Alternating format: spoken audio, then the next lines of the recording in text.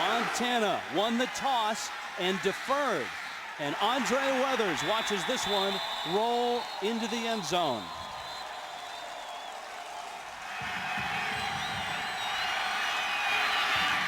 Revere on the pitch. It's bobbled, but Myers has it. To the 40, Mark Myers to the 25, Myers to the 20. He's 10. He's dragged down at the 7-yard line by Calvin Coleman. My goodness. And it's 1st and goal. Straight ahead is Adrian Peterson. Did he bobble the ball? Montana felt they had it. The officials say he was down.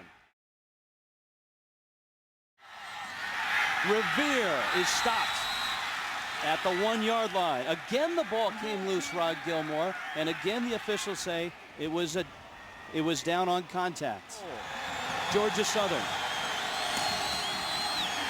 Straight ahead, and again the ball is loose. Montana says they have it. It's in the end zone. If Georgia Southern's got it, it's a touchdown. If Montana has it, it's a touchback. Oh, Rich, I thought they were trying to get it to Adrian Peterson on the option, and when you do the option, you put the football into the fullback's stomach, and you wait to read contact before taking it out. Touchdown, Georgia Southern, and Montana is livid.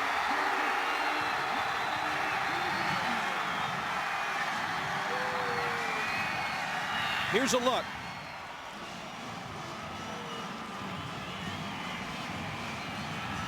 Ball loose.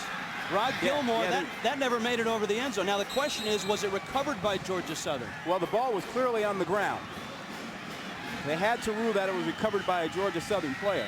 Now flags go down as Montana scrambling around for the extra point. And again, Rich, when you talk about the option, again, the quarterback has to stick the ball into the fullback, and in this case, Peterson's stomach, and then pull it out if he doesn't want him to have it. To the snap, delay, illegal substitution, 12 players on the field against the defense in the distance. Keep your eye on Peterson, number 3, and the exchange here. The ball never cleanly in. You see Revere with the left hand trying to figure out if he's going to get it in there or not. Peterson clearly does not have the ball. It is a fumble, had to be recovered by Georgia Southern. And that must be it. If Georgia Southern had the football, then it's a touchdown. The extra point is on the way and good. Boy, that's even watching that, you could see the ball loose. You saw McCoy there, and I would suspect that in the pileup and in the ensuing scrum, that ball may have changed hands a few couple times. And I think that's why. And it looked like at the end that Montana emerged with the ball, and that's why they felt they had it. But McCoy had possession, and then once they take it away, it's too late. It's already a touchdown. You can see the wind is forcing Georgia Southern to hold on the kickoff. Tanner Hancock for Montana returns it to the 23-yard line. Let's go down below to Dave Ryan.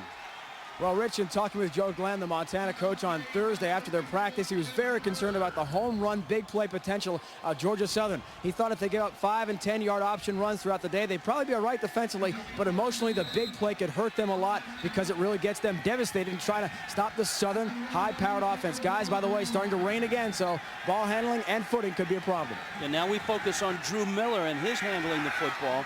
Miller is the first-team 1AA All-American quarterback this year.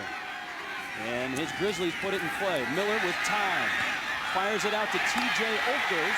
And Oakers is across the 35 out to the 36-yard line. That's a first down for Montana.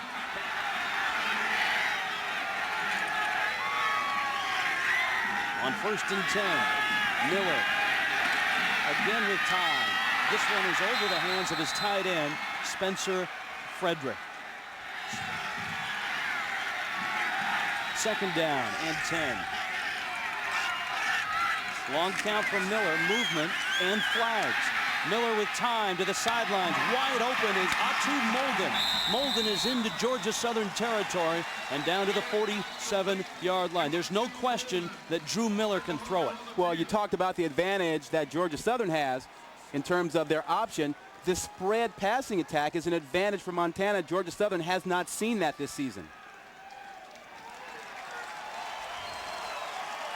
Fleming Williams will pick up the flag. First down and 10. Not a lot of man coverage from Georgia Southern today against the spread attack. And there's Humphrey, the kid from Eagle River, Alaska, with his first carry. Inside the 40, a 7-yard pickup. Rich, two things happening right here. You know, you got the wind, which is why they came out and threw the ball, but it's really the power game they're going to get to. Watch inside here, the bigger offensive line. You see the pushback? About 5 yards. They're pushing back the Georgia Southern defensive line. Only about 240 pounds across up front, about 300 for Montana. Second down and 3. The motion is Hancock. Miller, the former BYU Cougar. Little screen pass. Humphrey. Johansi Humphrey. And he's out of bounds to the 27-yard line. Ryan Haddon again made the stop. 11 yards on the pickup. We talked about Johansi Humphrey using the ball early in the ball game. Well, on the screen pass, they got the pressure coming, and you'll see him here, and then you'll see them let the pressure up inside. And then they'll set the screen up here, and Johansi will come out to that side. That's all it is. Simple screen pass, let the pressure up inside. Johansi comes on out there, and Yo Humphrey on his way down the field. Humphrey has had quite a year this year. 2 tight end set for Montana. And Humphrey to the 20. Humphrey, he's 10. Flags go down. And he is out of bounds at the 6-yard line. The flag back at the 15 may have been a face mask. Well, keep in mind, Rich, we talked about Montana's home field. 3 weeks of snow. Now, no snow. They're going to Humphrey early in the ball game, using their size, pounding, going away from their normal tendency to throw the football. Long discussion about this. Inadvertent flag. They'll pick it up. Here's a look. Big run by Humphrey. Yeah, watch the eyes. The eyes tell you where the hole's going to be. He finds it. He gets a good lead block in there. And as good runners do, they find their way to the outside where the smaller guys are. He's got nice, shifty feet. Not great speed, but good feet. Use that lateral movement to get outside. First and goal, Montana. Georgia Southern scored on their first possession. Montana's first possession.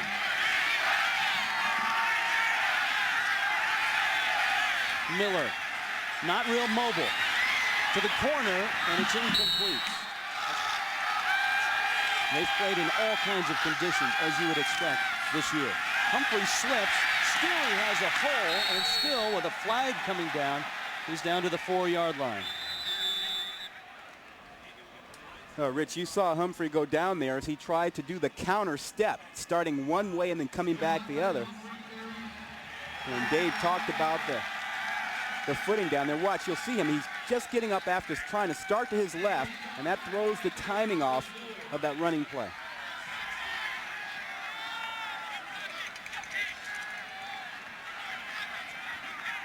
Humphrey was not recruited by a lot of big schools. There's the slip. He felt he was good enough to go to a Division I program in the Northwest, and a lot of the Division I schools backed off of him, but not Montana. Speed. You know, he runs about a 4.6, 4.63, 4.65, 40-yard dash, and that's not fast enough. Penalty looks like it was a hold on Montana. Yep, it was a hold. They'll bring it back to the 14. Second down and goal still. Miller. Throwing. It's intercepted. Picked off. Georgia Southern's Michael Ward has the football. And he's down at the 2-yard line. You know, that is just a difficult play. I mean, Drew Miller had time to throw that ball away. And Michael Ward is sitting right in the center watching his eyes. Miller wanted to go outside, and then when he came back, he's got nobody open there. He's got no chance to complete that pass, Rich, and that's just panicking under pressure, trying to make something happen. Georgia Southern with the lead and the ball, but backed up against their end zone. And remember, they had real problems hanging on to the ball in their first possession. Peterson is popped at the 4-yard line. Andy Pedic does the popping. You don't want turnovers when you're in the red zone, when you're inside the 20. Your quarterback has to understand. Throw the ball away. Don't force it. You got another play, and in the worst possible scenario, take the 3 points. Don't come away with nothing. It hurts your team too much mentally. Option, this is Revere, and J.R. Revere's got a first down and more. He's across the 15 and out to the 18-yard line. There's a look at Michael Ward, just a sophomore out of Savannah, Georgia. It's all about special play at quarterback, making the plays you have to. Right here, Drew Miller makes an ill-advised throw, and it hurts his team. But on the other hand, J.R. Revere makes the right decision here on the option. Takes it away from Adrian Peterson, works his way to the outside to get him out of the hole. Quarterback play is so important in a championship game. I think some people feel that because he runs the option, Revere doesn't have to make the choices or the decisions, as there's another pitch. Andre Weathers on the outside. There goes Andre Weathers. Weathers knocked out of bounds. Calvin Coleman caught him.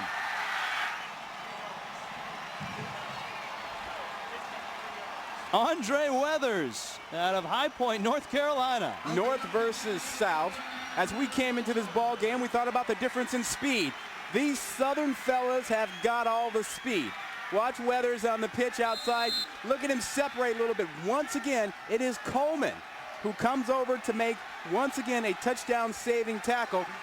That's a man from Florida who knows how to run with the guys from the South. Niceville, Florida. Revere. He's dropped back at the 36-yard line. A quartet of Grizzlies. Corey Mertis, the first to get there. Andy Pedic was there as well. All right, Rod Gilmore, if you're the defensive coordinator at Montana, then how do you attack this Georgia Southern offense? They got to stop allowing Revere to make decisions. They got to start hitting him right now and make him give up the ball very quickly. He's got too much time when he comes down the line, and that's putting Montana on its heels. They can't allow that to happen. They've taken Peterson out of the game so far, but not Revere. Absolutely. And that is Peterson straight ahead, and Montana hammers him. Kick those Rodneys all over the place. Third down. Revere's in trouble, and he goes down. He's caught by Dave DeCoit, the freshman linebacker. Second sack of the day, 56th sack of the season. Great job out of the Montana defense that time, putting him in a long situation. That's what you do with option teams, and then DeCoit on the pressure from the outside. When you run the spread option, you don't have guys to protect the quarterback. A high kick, and it looks like Georgia Southern will have a chance to down this one. They will. Montana will start this drive from almost the exact same spot that Georgia Southern had their last drive. And Montana is backed up near their end zone now.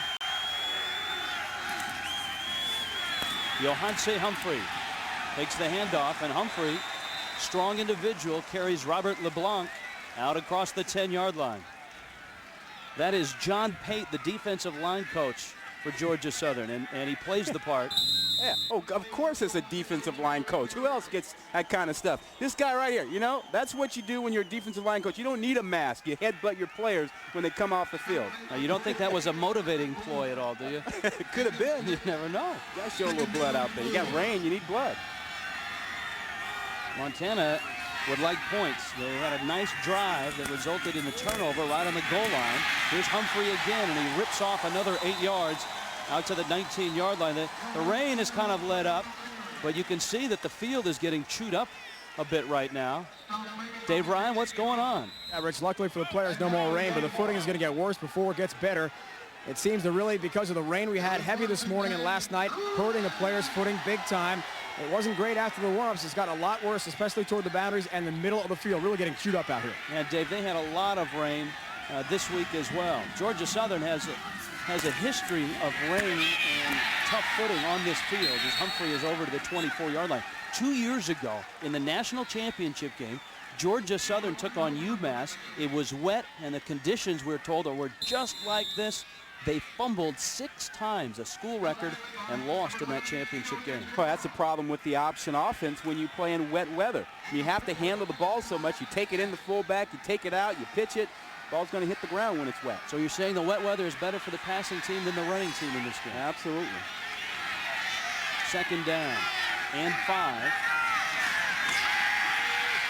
Miller over the middle, and it's deflected and broken up. A nice play by David Young, the strong safety. Well, you know, Georgia Southern is just sitting in a 2-deep defense, and they're just reading the eyes of Drew Miller. And Young just broke right on his eyes. He's watching him, and he's telegraphing the pass, so they're getting a nice break. Georgia Southern defensive backs are pretty good. They can play in the pros. Yes, they can. Just ask Kawaki Thomas and your buddy, Earthwind Moreland. Well, he's got reasons to play in the pros. Everyone's a shining star. 3rd down and 5. Miller sort of goes side saddle behind center. Throwing on the run. It's caught, but not enough for the 1st down. Caught by Spencer Frederick. Michael Youngblood made a nice stop, and Montana must punt. You know, the really good quarterbacks can look you off. They can look one way, then come back and throw another. Right now, he's looking right side, staring down one receiver, and you're saying, oh, that's where he's going. I'm going with him. Where does he throw the ball? Right out there. Montana's first punt, Mike Reedy. And it's a wobbler picked up by Anthony Williams. And Williams is out to the 39-yard line. They'll mark him at the 40.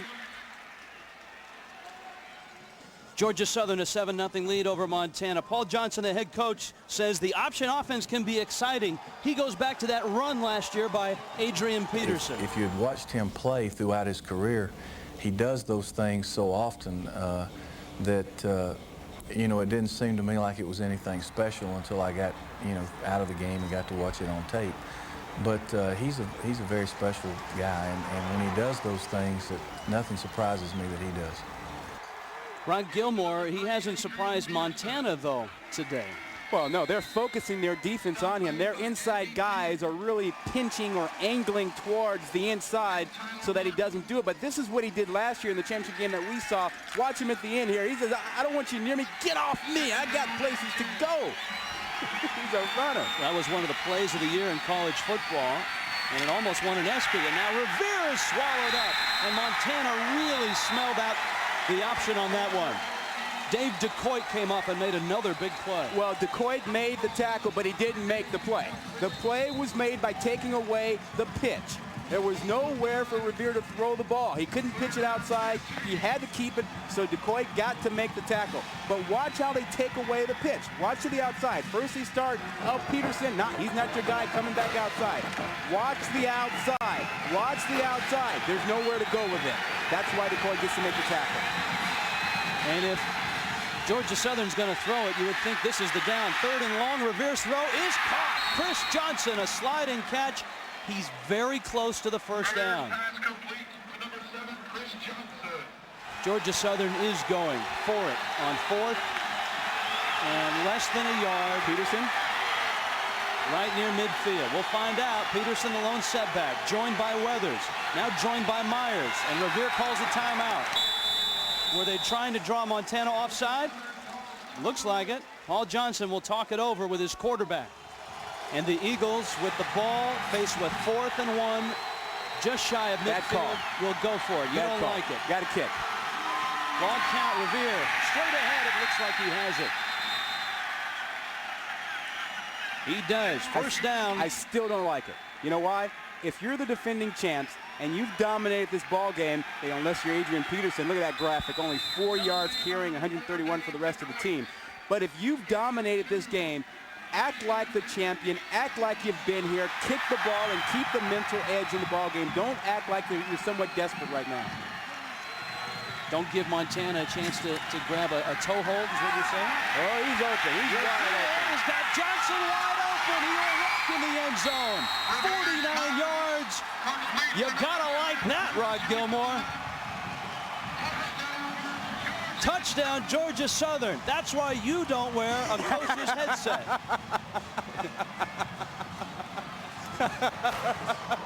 Now that is just like a champion, wouldn't you say, Rod? Wait until he puts on the tape and heard that I second-guessed him. He may have heard it from the start. Option pass. They fake the corner, bid on it, and Johnson has nobody around. There's a corner out there who has a job to play man-to-man coverage. He doesn't. He gives it up. Good night. You know who's going to kick out of that? Whoa, no one's going to kick out of this. Scott Shelton is down, and Georgia Southern misses the opportunity for a point. Reese Davis doesn't have to worry about me going into coaching and leave him in the studio by himself. That's right. I think Reese is happy to have the weekend off from you this weekend. That's it. What a big day it's been for the big plays. A 53-yard run, and now Revere's touchdown pass to Chris Johnson of 49 yards. Well, when you're a corner and you're playing against an option team, it's mentally challenging. You have to play the run, play after play after play. They never throw it. The moment you start thinking, I can take a play off, is the time they go up top on you. And playing an option team, you always in the back of your mind say to yourself, you just don't want to fall behind. And Montana has done that. They've slipped behind 13-0. Revere, who threw 12 touchdowns in the regular season. And he hooks up here with Chris Johnson. Down below is Dave Ryan. Dave? Well, guy J.R. Revere tells us there's nothing more satisfying to the Eagles offense than seeing frustration in the eyes of the opposing defense. It stems from trying to stop that Eagle powerful option game. J.R. tells me that Montana not knowing who's going to get the ball, it was going to be a pitch, a handoff to Peterson, and maybe he keeps himself, or in that case, he throws long. He's keeping the opposition on its heels all game. Looks like Montana could be in trouble with this offense. There are a lot of people that have had trouble with this offense for a long time. Tanner Hancock. This is Hancock, and there goes Hancock. Tanner Hancock inside Georgia Southern territory to the 44-yard line. Montana, the #1 seed in this game, but not the favorite, and that's irked some Grizzly, including Jimmy Ferris. You know, he's a great guy, and we share a lot of things in common off the field. Just good buds, and we have a real understanding of each other on the field. You know, he feels like I'm a guy that he can count on, you know, when the pressure's on him. And I feel the same way. I pretty much know that as long as I get my job done, run a good route, get open, that, you know, Drew's going to put the ball on the money. So, I mean, both on and off the field, I think we work, you know, really well together. We have a great relationship in both places. And it's a guy I'm going to miss, man. I'm going to miss playing with him. I'm going to miss, Speaking of great relationships, going to war with him for sure. He was talking about the relationship between Drew Miller, the quarterback, and himself. And Ryan Haddon, after that 22-yard catch by Jimmy Ferris, laid the lumber to Ferris. Oh, Ferris has a great relationship with Miller. Miller hung him up to dry a little bit there in that too-deep coverage, and he took the shot. As good receivers will do, he concentrated on the ball and took the shot to get the first down. I think they're still buds, though. Yeah, he's the quarterback. He's got to throw him the ball. You're always buds with the quarterback. You can't get too ticked when he throws you the ball. Ferris is really the emotional barometer of this team. He's the guy that Montana looks for inspiration. Now watch him here. He's looking back. He knows that the hit is coming. He doesn't care. Bam. Yeah, that's right on the ribs. Yeah, that knocks the wind out of you. That's a too-deep coverage. The two safeties are coming back to the middle to wipe up plays like that. And you just got to be a tough guy and hang in there and catch the ball. And Ferris is on his feet, and it looks like it was just the wind knocked out of him. Yeah, we've all been there. Yeah, he's a tough little guy, 6 feet, 190, and he's had a bushel full of big catches this year. 71 catches for Montana coming into this one. And Montana is in Georgia Southern territory for the second time today. 1st and 10 from the 23. Humphrey, Gino Tutera, Not Gino Torretta, but Gino Tutera made the stop. No, Torretta would have thrown the ball. He doesn't like to call running plays, your old pal. Different name, same foot speed.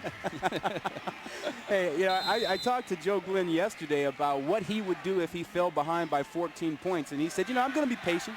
I'm not going to start panicking and have my quarterback throw the ball around. I'm going to hand it off some more. So we're looking at this now. Will he remain patient on 2nd and 8? Jimmy Ferris did not remain on the sideline. He's back in the ball game. And 2nd down. Miller in trouble, and he goes down. If there's a knock on Drew Miller, it's that he's not real mobile, and he has trouble avoiding a rush. And Jamar Jones can give you quite a rush. Well, and we talked about Jones at the beginning of the ball game. As you see, Miller is down now. And John Edwards is in the ball game for Montana.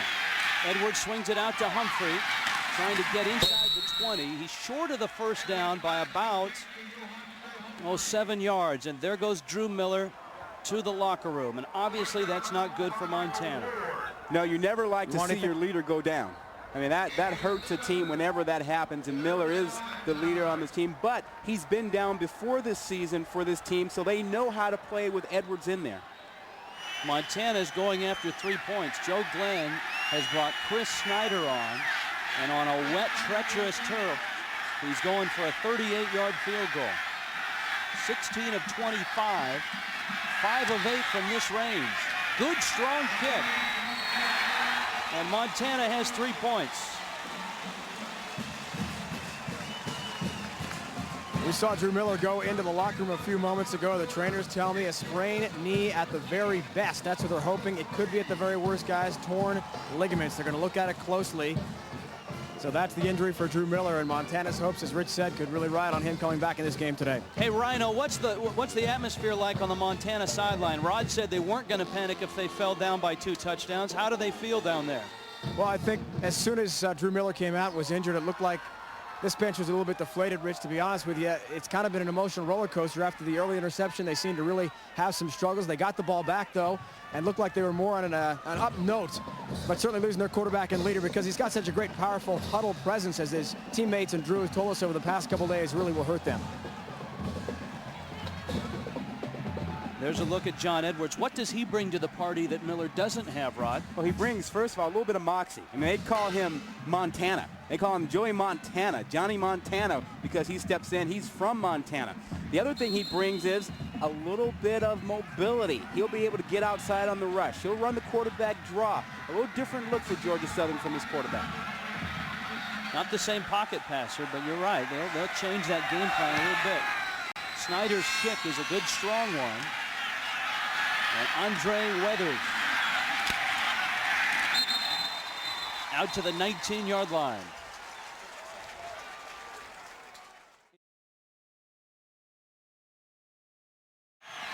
Adrian Peterson not getting the ball here. Weathers on the pitch. All of a sudden, Rod, Montana is stopping this option look. Well, it's all about getting good play out of their safeties. You saw number 3, Trey Young, come flying into the picture that time to take away the option. They're doing a nice job now of working from the quarterback, not giving him a place to go, and getting over to stop the option outside. Georgia Southern's going to have to change up their blocking to keep Trey Young from getting out there. 2nd down. Revere's going to throw it over the middle. Broken up nicely. Flags down. Vince Huntsberger. Dr. Defense, they call him. Well, and you have to like the call out of Georgia Southern.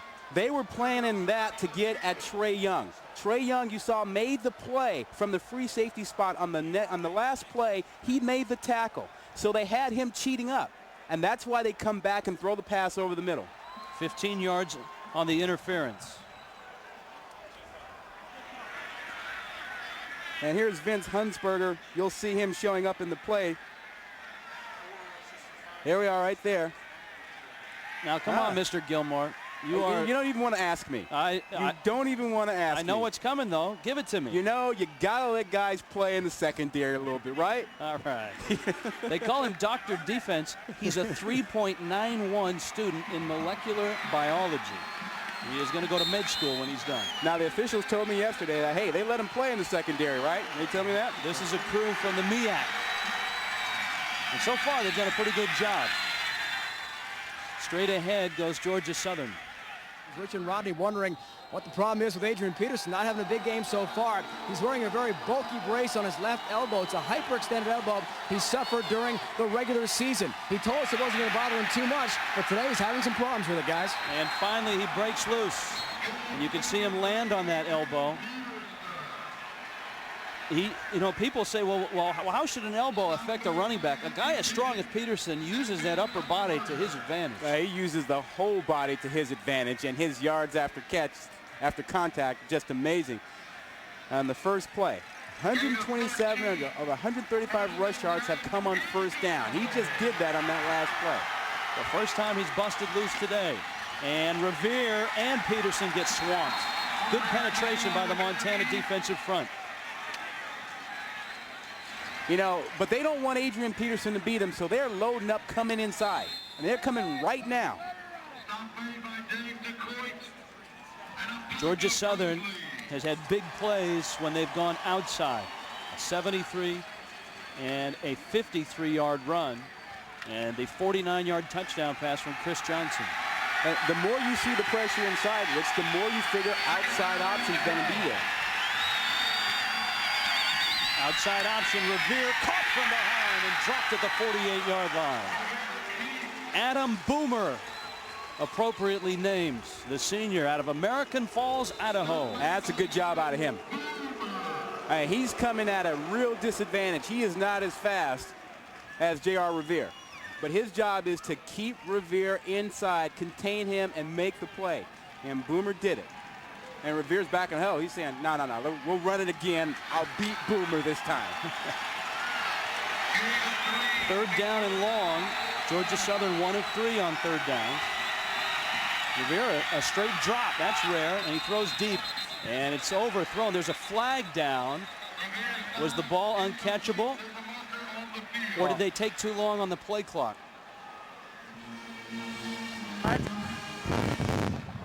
You got it. And that's not a penalty Montana can decline. Paul Johnson runs this spread option better than any team I've seen in a long time. How come this offense isn't at the Division I level more, Rod Gilmore? It's not glamorous. You talk to athletic directors and fans, and they like guys that throw the football. Georgia Southern just wins with it. Yeah, but they win championships with it. Dropped pitch, a lot of room to go, and Peterson right on the sticks, very close to the first down. Now, how about a nice adjustment there? Getting Peterson outside. He's bottled up inside, so they get him outside now. Got a little speed option to get Peterson outside, get him away from the tackles inside, and let him make the play. And he dropped that ball. That brace doesn't allow him to get both hands up there with the flexibility to catch the ball. Peterson starting to get going here. Alachua, Florida is his hometown. Revere got it to Peterson again. Bam! Bam! And Rich, and again, we talk about yards after contact. And if you didn't see the tape last year in the championship game when he threw guys off of him, he said, watch me today. I don't want guys in my way.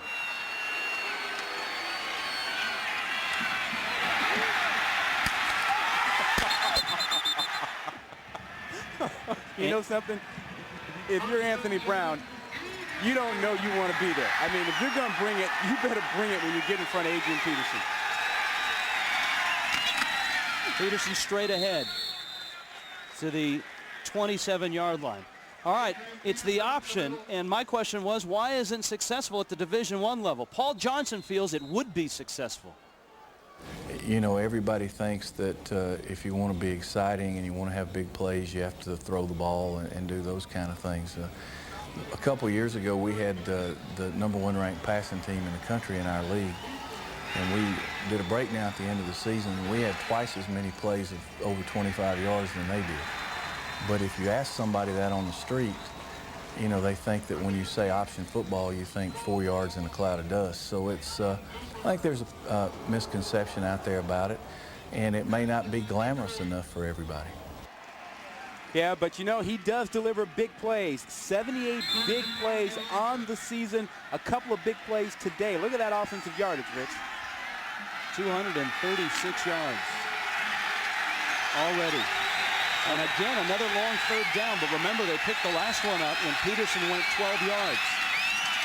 Peterson straight ahead to the 27-yard line. He's well short of the first down, and he might be short of field goal range. We'll find out. Well, the good thing he has going for him is the wind is at his kicker's back. All right. And Scott Shelton, the sophomore, who also punts, is on, and it looks like a field goal attempt.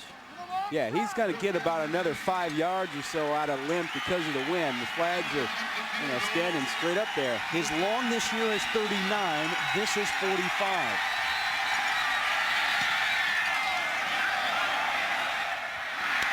No. Had the leg, but not the accuracy. Yeah, without the wind, he doesn't get close on that thing. That wind gave him about another 5 or 6 yards, got him close on it. That's a big defensive stop for Montana. Well, they've settled down, but for the big plays that they've given up so far in this ball game.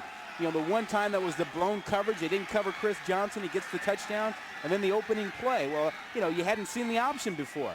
So their defense has played pretty well, but for those big plays, they got to get Trey Young involved still defensively. Their offense played well on the first drive, but they've slowed since then. And they'll keep it on the ground. Ben Drinkwater, the senior out of Great Falls, is across the 35 down to the 37-yard line. Let's go down below and find out about Drew Miller. What's up, Dave Ryan? Rich, the news is not good for Montana at all. A second-degree MCL sprain in his right knee. He is out for the game, so John Edwards takes over the rest of the way. As we know, he offers a little more mobility, try to get that elusive rush against him in the Montana offense. And he's 4-0 as a relief pitcher. And here's a look at some of his mobility. And Edwards scampers to the sideline and dives out of bounds at the 47-yard line. 9-yard pickup. Jason Neese made the stop. Well, it's important for him to make a play like this. Some guys, in basketball, some guys need a dunk to get going. He needs to get out of the pocket and run the ball to get going. This will help settle him down. Now he knows he can run the ball against these guys. He'll feel like it's his game right now.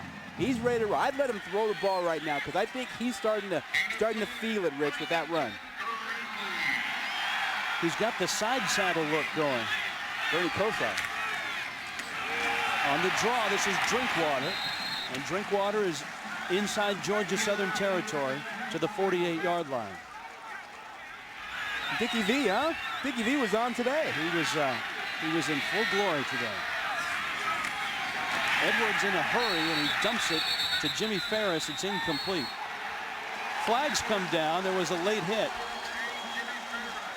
Ferris, as he usually is, was right in the middle of it. Jimmy Ferris is not going to back away from anything. I mean, he's the kind of guy that will, you talk a little smack to him before the ball game, he'll talk it right back. And he's got the red hair, the goatee, he's got the earrings going. Look at that. He's got the stuff under his eyes. You want to bring it to me? Hit me. I don't care. I'm coming back. The kid, the pride of Lewiston, Idaho. Who says they don't have tough guys in Idaho? I never said that. I've been to Idaho. They got tough guys in Georgia, too. John Pate, the defensive line coach. Ferris will probably run into him pretty soon. Now, that's got to be a motivational tool. Because you clean it off by now. Yeah, you clean yourself up a little bit. The true test will be in the third quarter if he leaves it on. Hey, 15th game of the year, you're coaching it, you're playing it, you play with a little blood. John Edwards, why the side saddle, Rod? I don't know. Thanks. Tanner Hancock dropped. Where's Toretta or McPherson when I need them? Kosar said it helped get him away from the line of scrimmage. But, it looks weird to me. I can't believe it really helps you that much. Well, it's been working all year for a 13-1 Montana team, so Mike Youngblood made the stop. If you just joined us, Drew Miller's been knocked out of this game. John Edwards, the super sub, is in for Montana. Second down. And 13. Edwards. outside. And incomplete. Yeah, my bad, my bad. Now, you see, that's why I said 3 plays ago, let him throw it. Because he was in a rhythm. He had just run the football. He was feeling confident. Now you have 3 or 4 running plays since then, and now he's had time to think. He go, oh, okay, now I got to throw the ball. He sailed that one. 3rd down, 13. Montana has yet to pick up a 3rd down conversion today.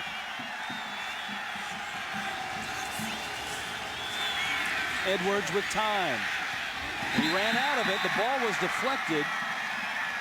Jamar Jones, the speed rusher, got a hand on him. Jones is just winning his matchup. I mean, they're not blitzing. That is just all Jones. He's just coming around the right. Look at him. He's just going right by him. I got enough upper body strength where you can't knock me down. He just takes him outside with his speed. Mike Reedy to punt it away, looking for the corner, and instead he gets the Georgia Southern pep squad. They'll mark it at the 24. 13-3. Montana's defense has made some stops, but Paul Johnson's spread option, which has been dominant in the playoffs, 5 national championships. Johnson won his first last year. Flags down. That's Everett who jumped. He didn't jump. He sprinted. He came out of the blocks like a sprinter.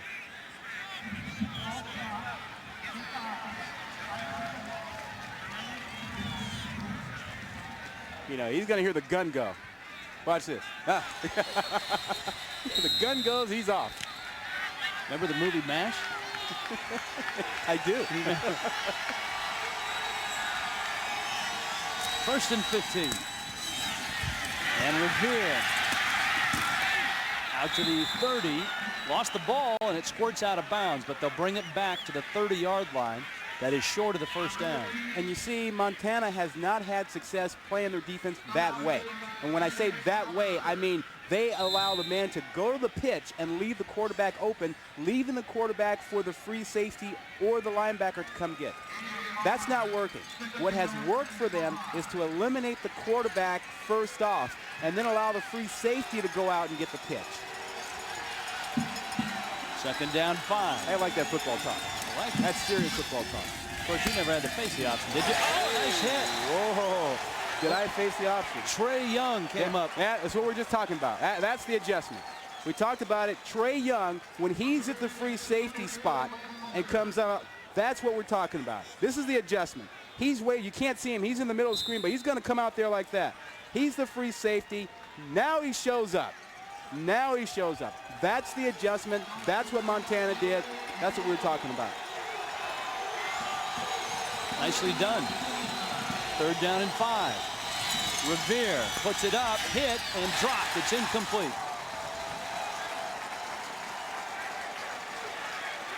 Yeah, when you know the option and you know what hasn't worked, you go back to making sure you do the right thing. Get the quarterback here and run your free safety in from the outside. Have him come help you, and look at all the distance that Trey Young covers. That's playing option football. And Rich, I saw Oklahoma do it. They killed us with it back in the old days. All right, so you did face the option when you were covering guys at Stanford. Stopped is T.J. Olkers, back of the 24. Nice punt, 48 yards. The man with the number 3 on his helmet is Adrian Peterson. He and Georgia Southern have made this championship game a family affair, haven't they, Dave Ryan? Well, that's for sure. Porter Peterson is here along with the rest of the family. Rodney and Lakeisha and Retha Mom is in there as well. And you see the Lakeisha's got the Indianapolis Colts logo on the hat because older brother Michael is a linebacker with the Colts. They play Miami this weekend. You must be one proud papa with all these athletes in your family. Yes, I'm real proud of what the guys and young lady have done. The most important thing is they staying focused with the academics as well as being on the football field and basketball court. Now, you guys are from just outside Gainesville, Florida. How in the world do you go and see all the games, all the teams where you have Adrian playing and Michael playing in the NFL? Well, it's tough, but we juggle between the games. If I can't make it, then Retha goes. Sometimes we have to split them up. But like I said, I want to make that correct. We're from Alachua, Florida, so everybody back in Alachua will get some credit. Now, we understand Rodney's quite an athlete with basketball and football. Is he going to be the next AP at Georgia Southern? Well, we're hoping to. He's just like Mike and Adrian. You haven't decided what school he's going to attend. But wherever, you know, we just hope the Lord that he pan out like the other guys. Great seeing you guys. All right, thank you. Great athletes in this family, guys.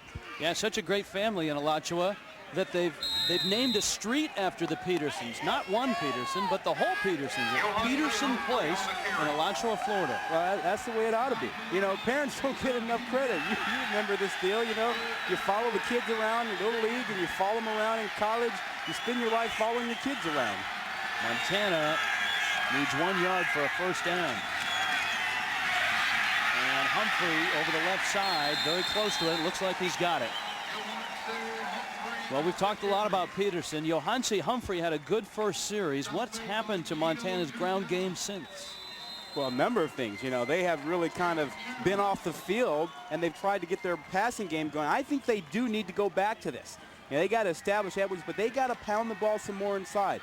They've had success running, and they can wear down the Georgia Southern defensive line by continuing to pound them. These two running backs are probably in the furthest spots on the map of the United States. One is from Florida, one is from Alaska. And the one from Alaska did not make the catch. Eagle River, Alaska. Second down and 10. The rain continues to fall. It's picked up here. It stopped for a bit, and you can see it's continued. The footing has been suspect most of the day. And they're throwing into the rain. And into the, not the rain, the wind. The wind is blowing into Edwards' face right now. It makes it tougher to throw the football down the field. Edwards is 2 of 6 in relief of Drew Miller, who's out for the game. This one complete and caught by Humphrey. A big hit, and Humphrey fights his way to the stick. He's right on the line. Michael Youngblood made the stop for Georgia Southern. All right, here's your defensive back tip. You know, when you are aware of the elements, you can settle in and use them to your advantage. So now the Georgia Southern defensive backs need to understand that they're not going to throw deep. They need to understand they can jump the shorter routes. This is the time where you would take a chance at making a pick because you can overplay the shorter routes. Backup quarterback, wind in his face, think about making a big play. Montana has yet to throw the ball deep today. And they're looking right into the wind right now. Humphrey. And Yo Humphrey rolls to the 49-yard line. A 4-yard pickup. Drake Cooper made the stop for Georgia Southern.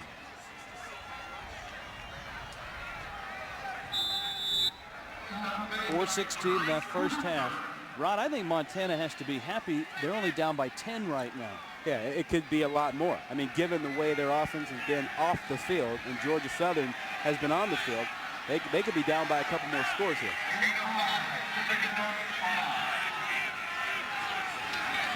Edwards, lots of time, throws it short, and it's incomplete. Tanner Hancock was the intended receiver. Well, there you go. I mean, you could see he couldn't get the ball down the field. That ball died at about 12 or 13 yards, and that's the wind and the footing.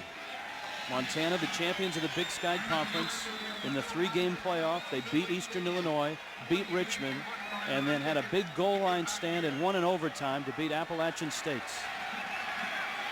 That was an overtime win. Edwards has got to be careful here, putting the ball up in this situation. Ferris in motion, 3rd down 5. Edwards scrambling, throwing, and his intended receiver, Ben Drinkwater, did not see the ball, and it's incomplete. Georgia Southern out of the Southern Conference, 12-2. Their final record coming into this game, and they had very little problems. The final game, the semifinal game against Delaware, was on the road. Yeah, they had a good year. They lost to Georgia to open the season and lost to Furman late in the season without Peterson. That's the 29-yard line on the return. Anthony Williams. Now that kid's got it going on. You've got insulation, and you've got rain and water prevention. Yeah, no crying though. No, there's no crying in Chattanooga. Or in 1AA football for that matter. Revere throwing on the run, and it's caught by Chris Johnson, who is loose. He's 40. Johnson slips and goes down at the 31-yard line. Now, Rich, I said you take your chances as a defensive back, understanding the elements. This quarterback has the wind at his back. You don't take the chance now. The ball will get there. You know, he's got that tailwind. Johnson, big receiver, he's going to get a couple of extra miles an hour and a little bit more yardage out of this ball as he throws it. Look at that. Now, you can't take the chance. DP Parker took the chance there. Not a good decision. It's almost a forward pass to Adrian Peterson, who's knocked down at the 24-yard line. That is 4 plays over 30 yards now by Georgia Southern. Well, it's a big play. I mean, you know, you heard Johnson talk about it. It may not be a glamorous passing attack, but it is a very exciting option team. I mean, they get big plays all the time. 4 of them over 30 yards today. You wonder, would the Georgia Bulldogs be better off with an offense like this, with him at the helm? Right, Georgia's still looking for a head coach. Peterson. Adrian Peterson to the 15-yard line. Another first down. Trey Young made the stop, and Montana is on the ropes right now. I tell you, the Georgia Bulldogs would be a lot better off with Adrian Peterson in their backfield. This guy is a good inside runner. And you see the shiftiness, and then when he gets contact, he's delivering a blow. You see the splits there. Watch him. He's got the shifty feet, finds it, runs right through arm tackles, and can deliver a blow against the guys in the secondary. Revere pitches it forward, and Peterson slides out of bounds. You know, this guy, Peterson, is going to be a Heisman Trophy candidate next year as well. And next year, he will be the leading rusher all time in the state of Georgia, passing Herschel Walker. You know, he ran in Georgia this year. At Georgia, against Georgia. Opening game. 152 yards on 27 carries against the Bulldogs. Yeah, look at this. 23 yards after contact. I told you the guy doesn't go down when you hit him.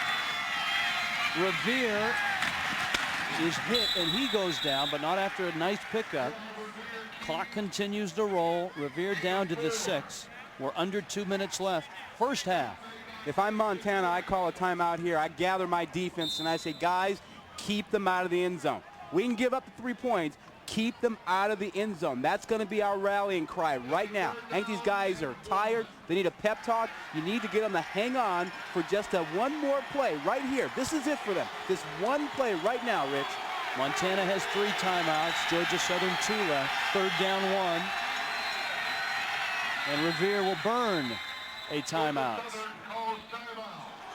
Wind howling, rain falling, Georgia Southern driving. Football right now just outside the Montana 5 on 3rd and 1. And Georgia Southern 44 touchdowns on the ground this year.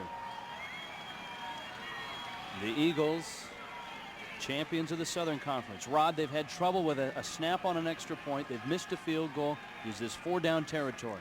Well, if you have confidence in your kicker and you think you can get it cleaned up, no, I wouldn't. I'd just go ahead and take the points here and cruise into the halftime if I'm Georgia Southern. Montana's got to be thinking Peterson inside and the quarterback. It's Peterson inside, and he falls forward. He's got the first down. They'll stop the clock to move the chains. And Paul Johnson sends in fresh troops. Montana has to think back to last week when they were about to lose to Appalachian State, and they had a goal line stand that allowed the game to get into overtime. They have to keep them out of the end zone again right now. 1 timeout left for Georgia Southern. Revere. Clock rolls. Andy Pedic from behind, the senior out of Helena. Pedic, first team All-American, and he showed it on this play. Pedic has been handled a little bit on the outside, but he gets to use his speed here and chase this thing down. That's what he does best, when he can use his speed. Peterson up and in. Touchdown, Georgia Southern. You know, sometimes, Rich, there is not a hole. And when there's not a hole, you have to create one. And Adrian Peterson created the lane, the hole to give himself a touchdown. Nothing there. Look at this. You'll see him take off. There's nowhere to go. Freeze it right there. There is no hole there. There's only a goal line. And Adrian Peterson will find it. He goes up over and uses his power to get the touchdown. Georgia Southern mishandled the snap earlier. This one handled cleanly, and the point is good. Adrian Peterson eventually will wear you down. He has never played a college game in which he has not rushed for more than 100 yards. Yep. If you like consistency, a guy who can run for more than 100 yards and can suit up every ball game for you, that's pretty special. 73 yards so far today. And that was a big, big touchdown for Georgia Southern. Well, and you got to like this. Look at all the dirt and the grass stains on the front of the jersey. I mean, that tells you he's delivering blows. He's falling forward. Good running backs fall forward.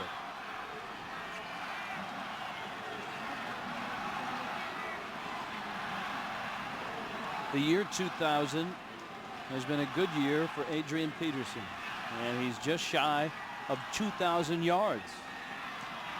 It wouldn't surprise me if he went for 2001 next season. Remember, he missed 3 games with the hyperextended elbow. There was some talk about him leaving early for the NFL. He told me yesterday, nah, he's going to be back next year. People do think he is a prospect. Out of his end zone comes Tanner Hancock. He had a long return earlier, and Tanner Hancock is all the way out to the 46-yard line. Now let's see how Montana handles this with 25 seconds left, all 3 timeouts left. Still, Montana looking into the wind, and they have yet to stretch the field. Well, I don't think they can really stretch it that far with the wind blowing in their face right now. I would probably expect them to try something along the lines of a quick screen or so to see if they can get some yards after the catch, but throwing it up there is probably just going to result in a pick because that wind's going to hold it up. Edwards caught, and that's Ferris. And Ferris has got a seam. He tries to get to the sideline. To the 40, Montana burns a timeout with 15 seconds left.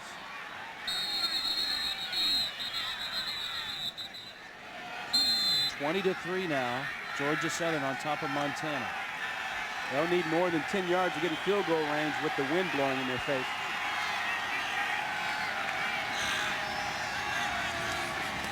Edwards going to scramble, and Edwards trying to get to the sideline. He does, gets out of bounds. Clock stops, but there's only 8 seconds left. Yeah, right now you're looking at a 47-yard field goal into the face of the wind, and that's probably not good enough. They probably need another 7 or 10 yards to have a shot at it. Chris Snyder, the Grizzly kicker, on the sideline. And Montana is going to burn a timeout. And the wind and the rain coming down. Right, Gilmore, I want to clarify what I said about the Pete Carroll hiring. Nothing against Pete Carroll, but it's disappointing to me that college football continues to struggle in the area of hiring minority coaches. I mean, you think baseball is bad. College football is worse. It's not even close. I mean, you know, what, 21, 22 jobs open this season, this offseason. Only San Jose State having stepped up to the plate to hire a minority. Not a pretty situation. When is it going to change? I think it's inevitable. It has to change, but it certainly hasn't changed yet. USC and Arizona State certainly had opportunities, and they elected to pass. And USC has a minority athletic director. As does Arizona State. Yeah. Football at the 30-yard line. John Pate won't take the blood off, will he? That was from a pregame ritual of a headbutt. Does he butt the head again at halftime to get the blood started again? I don't know. John Edwards now with 8 seconds left. Montana trying to make something of this. They'll throw it over the middle and throw it incomplete. With 2 seconds left, you're looking at a 47-yard field goal into the wind. Yeah, they almost didn't get the opportunity to kick that thing. And that ball was picked off. Yep, that's why defensive backs are defensive backs. It's why you are who you are. If you could catch, you'd be a wide receiver. That's why you were a defensive back. 52 yards is the longest for Snyder. This is 47.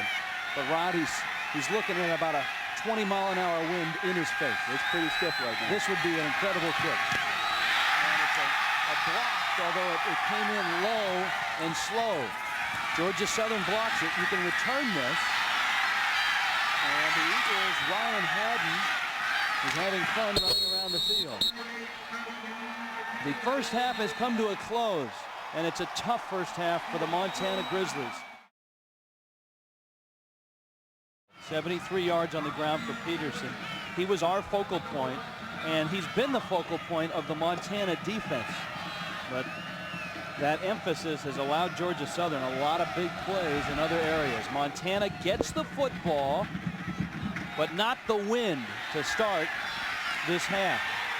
Atu Molden is out to the 28-yard line. Let's check in with Dave Ryan. Rhino? All right, Rich, thanks a lot. Joe Glenn, the Montana coach, told me a moment ago he is confident his team can come back in the second half. He feels John Edwards can play well enough in the stead of Drew Miller. Now, remember, Drew Miller was knocked out of 3 games this year and didn't start 2 because of other injuries. They've had plenty of exposure to John Edwards' game. They're going to try the short passing attack, and even though they're behind, try some runs as well to chew up the clock and get back in this game as quickly as possible. Rhino, what's the wind factor like down there right now? It's gusty, Rich, and it's raining a lot harder, and the coach told me a moment ago it's going to be a big factor in the second half.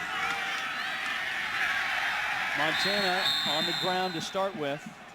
Johansi Humphrey, the ball carrier.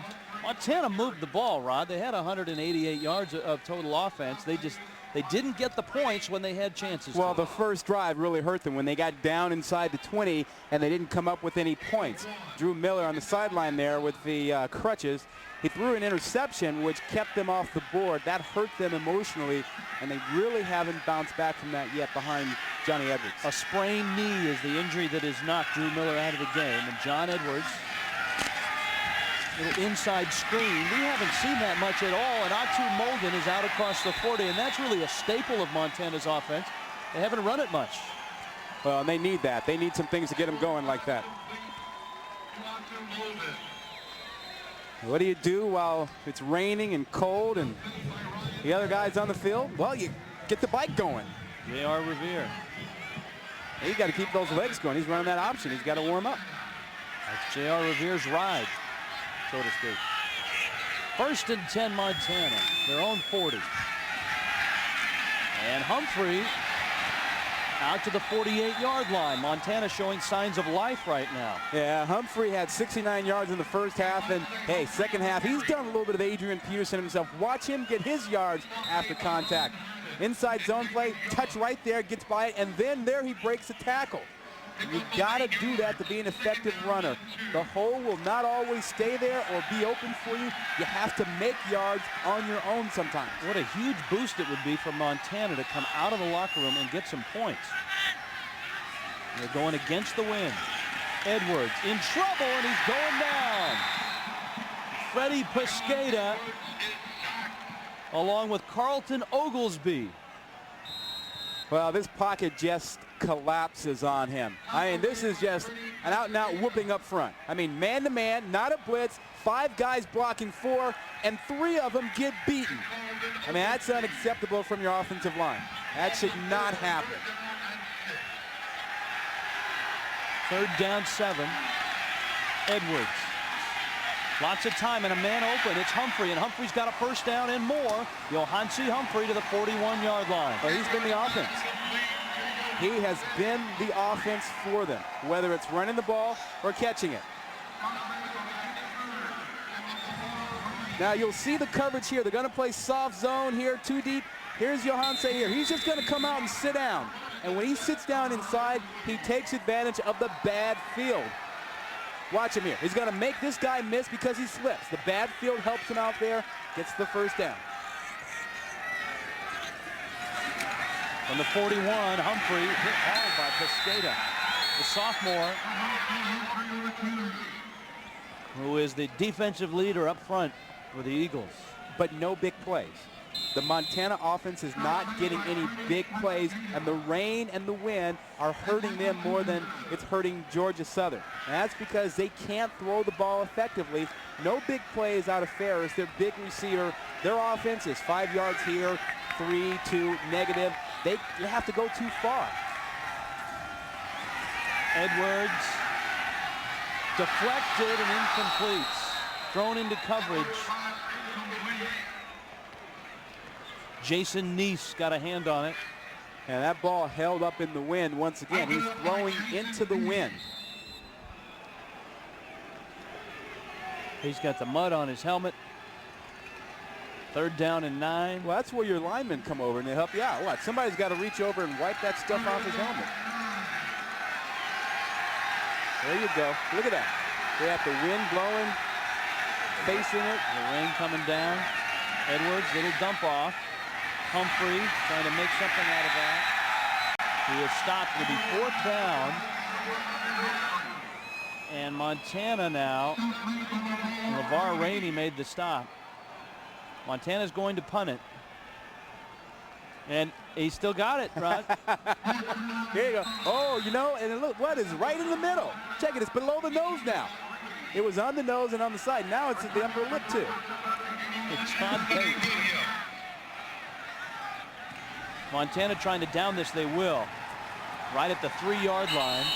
Make it the 2. Back in Chattanooga. Georgia Southern football. Rain coming down even harder. Adrian Peterson for maybe a yard. These are some rather big raindrops, Mr. Gilmore. Those are the biggest raindrops I've seen. Georgia Southern's offense all year long has just chewed up yardage. They are so consistent. They are so steady. 300 yards or more in 42 of their last 45, and they're over 300 today. And their fans knew it. You know, last night at the restaurant, middle of the meal, all of a sudden the chant went up. Georgia Southern, Georgia Southern. Right in the middle of our meal. We heard it all over the restaurant. It's about a 4.5, 5-hour drive from Statesboro, Georgia here to Chattanooga. They've got a lot of folks here. The pitch is stopped down at the 5-yard line. Mark Myers stopped by Damon Parker. Well, it's been a good play for them most of the day because they've gotten good play out of Paul Collins on the right side. And he's only a freshman. And watch him get off here. Does a nice job there. And that's a win. That's a win if you're tackled. That's a win. Yeah, he's handled his man, created a running lane. That's a good job out of him. They have a true freshman and a pair of sophomores on this offensive line. 3rd down. Peterson straight ahead, and Montana stops him. And Georgia Southern in the rain is going to have to punt deep in their end zone. Finley Stadium in Chattanooga. The 1AA championship game. Adrian Peterson limping to the sideline. Georgia Southern on top of the #1 seed in 1AA football in this championship tournament. 16 teams started the playoffs 3 weeks ago. These two are playing for the national title. And the punt is away with the wind at his back. Scott Shelton with a nice kick. TJ Oakers in a rainstorm is down to the 42. I was going to say, you do not have to adjust your set. That is real rain. It's not the fake snow when your picture is bad. The weather across the United States is obviously a story today. And here in Chattanooga, it has been.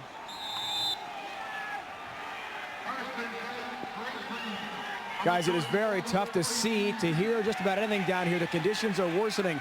As Rodney said, the largest raindrops I've ever seen or experienced. It's tough for the players to concentrate down here. How about you, Rhino? You staying dry? No.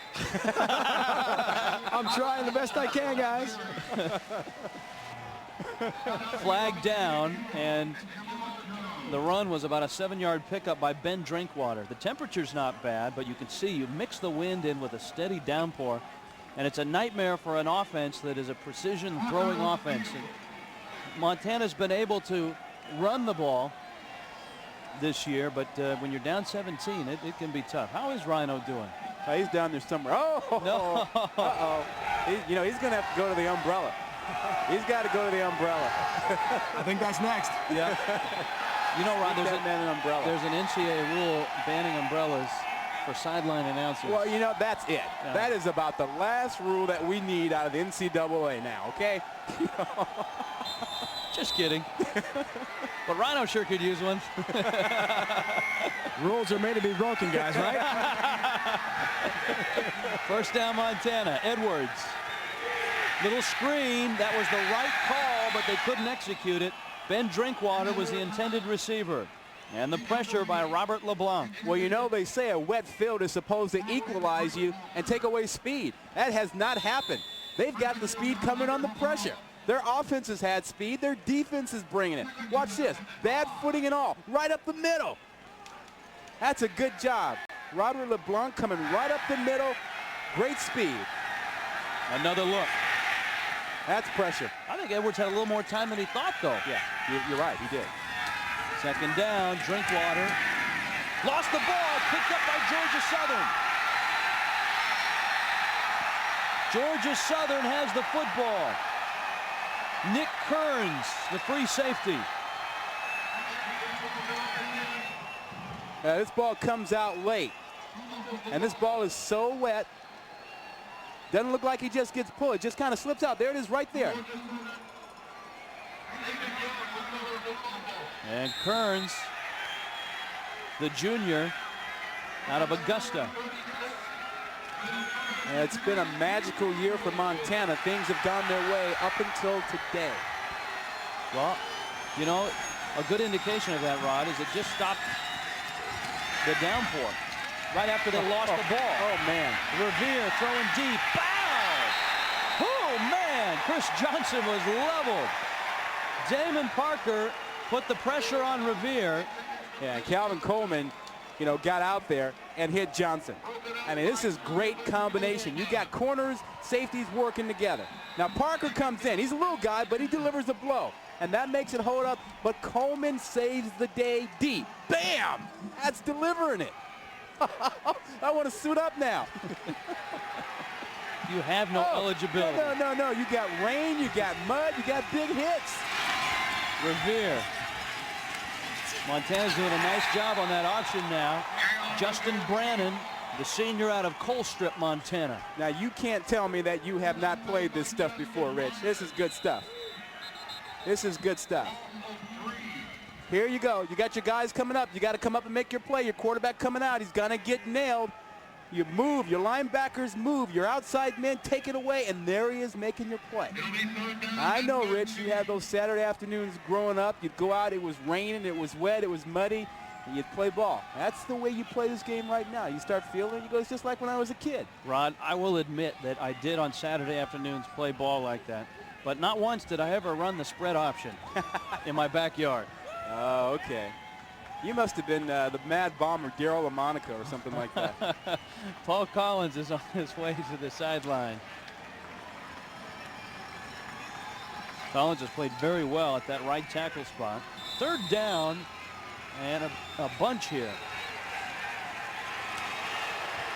I tell you, Coleman has played very, very big for Montana in that secondary. Peterson going nowhere, and Montana's defense holds. Montana needs to take a chance. They need a play. They need to set up a return, or they need to go after a kick. They need something to spark them. You know, just exchanging punts, exchanging field position isn't getting it done for them. They need a short field. They need a turnover. They need something to get them going. Scott Shelton into punt for Georgia Southern. He's got that 20-mile-an-hour wind at his back, so this one should sail. He's averaging 42 yards a kick today.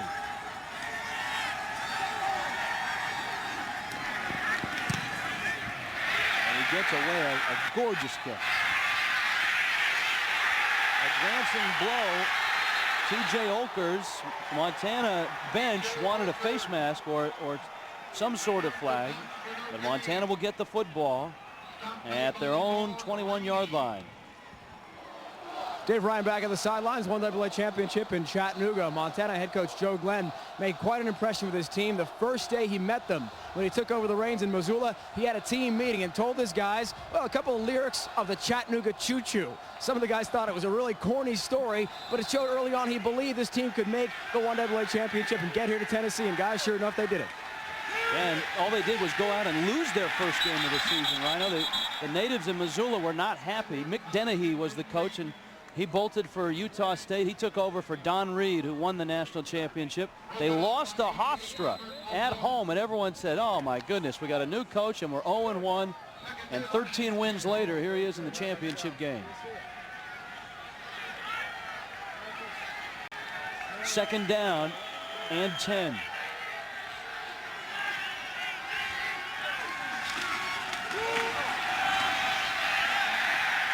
On the ground with Johansi Humphrey.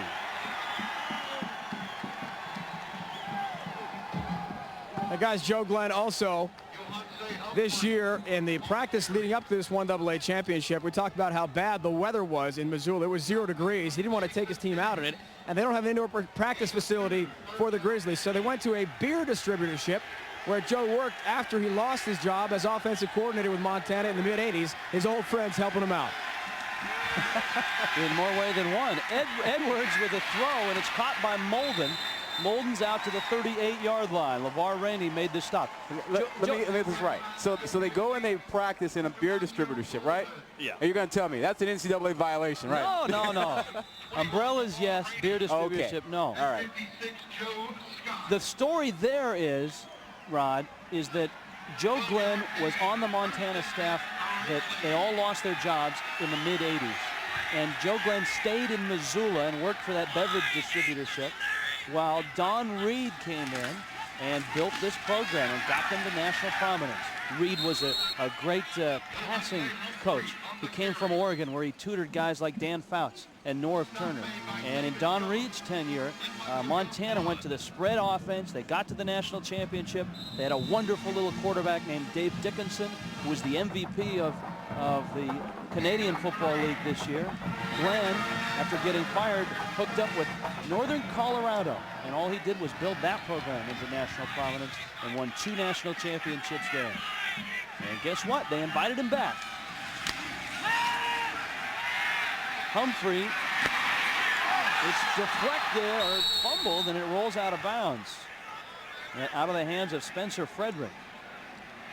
Hey, you're talking about the spread offense. We have seen that have a huge impact in college football, not that just at the 1AA level, but certainly in 1A as well. You're seeing teams like Northwestern pick up the spread offense, use it to run the football, put points up on the board. Oklahoma, the spread offense, which has been run in Division 1AA for a long time, is being used a lot in 1A now. Yeah, this stuff used to be revolutionary. Now it's kind of not mundane, but every day. The throw is caught on the sidelines by T.J. Okers. That's the best ball that John Edwards has thrown today. Well, and it's a big play. I mean, they needed something to get a chunk of yardage. And this is the most comfortable he's looked in the pocket. He didn't have anybody on him, kept him off his back, had a chance to drop it in there to Elkers. And Rod, we both commented going into the half that Montana was fortunate that this wasn't a blowout and they could lose this game early in the third quarter. But the Grizz have come out here, they've played well defensively, and they're moving the football right now. Well, third play over 15 yards for them. They need a couple more like that. Flags are down, and so is Johansi Humphrey.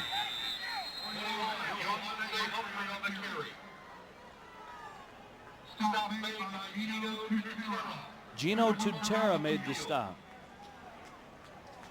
The senior out of Sarasota. Offside, Georgia Southern. You must owe Golick money. I'm trying to stay out of his way. I don't want him upset with me. That's a 35-yard line. First down and 5. Quick throw to the sidelines, and it's caught by Ferris. And Montana continues to move the ball. It's a 3-yard pickup. Second down and short. Well, a little bit more protection, you know? I mean, as you get protection, you feel more comfortable. Now watch Edwards now. There you get a good block right up the middle. They're stepping up, protecting. That's Johannes Humphrey stepping up, giving him the block. That allows your quarterback to throw the ball down the field. That's good stuff. At the Georgia Southern 32-yard line. Edwards is hit on 4 straight now. Setting up the screen. And he paid for it. LeVar Rainey, the senior, came up from his corner spot. And that might have been the color that Humphrey saw when he was hit by Rainey. You know, Rich, as you watch Division 1AA versus Division 1A, you see, well, what's the difference in the players? Well, the first thing that jumps out at you usually speed. You know, it's speed and then it's size. And not so much the size of the guys who are the wide receivers, but really the linemen and the linebackers. That's where you see the difference in the levels of play. It's third down now. Montana 4 of 9 on third down. Humphrey to the 30. He's very close. And if he gets a good spot here, they'll have it. Remember, Montana will have the wind at their back when they get to the fourth quarter. The good thing for Edwards is that on this drive, he hasn't been knocked around. He's getting a little bit of confidence. And the rain has really stopped. Yeah. So the ball is still rather slick, but it's better than the monsoon we had to start this third quarter. Well, you know, they really need something out of Ferris, though. And they got to get Jimmy Ferris going. He's really the emotional, leader of this team. When he makes plays, they all get fired up. And I think somewhere down here, Ferris has got to come up with the ball. He's got to catch it and run with it, or he's got to get a fade route and make a catch in the end zone, but they need him to make a play. He has done that at the end of the season and in the playoffs. 7 consecutive games over 100 yards, 5 catches, 70 yards today for an average of 14 a catch. Yeah, he's a player. And in big games, you got to have big plays out of your big players.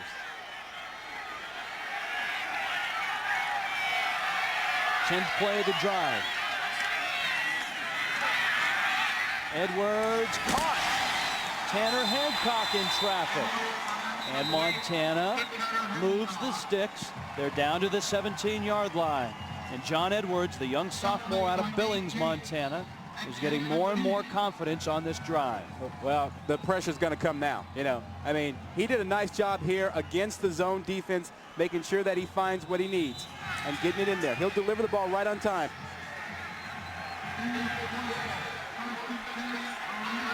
He delivered that nicely. But here comes the pressure. And shotgun. Screen to Molden. Breaks a tackle. Molden is in the end zone. Touchdown, Montana. 17 yards for Atu Molden, the junior out of Sacramento, California. Rich, you could almost see it coming with Montana. I was right outside the locker room at halftime. They had a lot of momentum in there, yelling and screaming. Didn't feel like they were, despite the fact trailing by 17, out of this game by any means. They have the confidence in John Edwards, as Joe Glenn told us. Short kick is taken by Georgia Southern and returned out to the 37-yard line. And now the offense of Georgia Southern, J.R. Revere. They have struggled in this second half. Rob, what's been the difference first half to second half? Well, they were doing a nice job of eliminating the big plays. I mean, once they settle in doing a nice job inside on Peterson, they've continued doing that. It's the big plays they've eliminated in the second half that they gave up in the first half. Montana offense regrouping on the sideline while Georgia Southern's offense takes over. Little reverse look to Chris Johnson. Montana had it smelled out, and Johnson goes down. Yeah, that's a great play. And that is a real nice play out of Justin Brennan, staying at home. That's tough, too, because you got Chris Johnson coming at you with a guy who's got good feet, and you got a messed up field.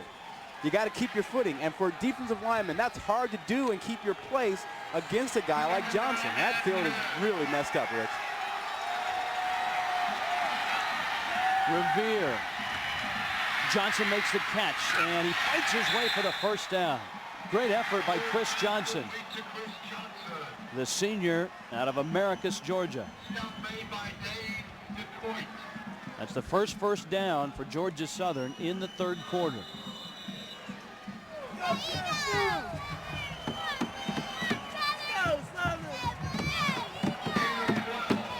Statesboro just 5 hours away. Paul Johnson watching his quarterback fumble the ball. Now, remember, Georgia Southern in their first drive put it on the floor a couple of times, but did not lose it. In fact, they had a fumble that turned into a touchdown. Revere recovered it.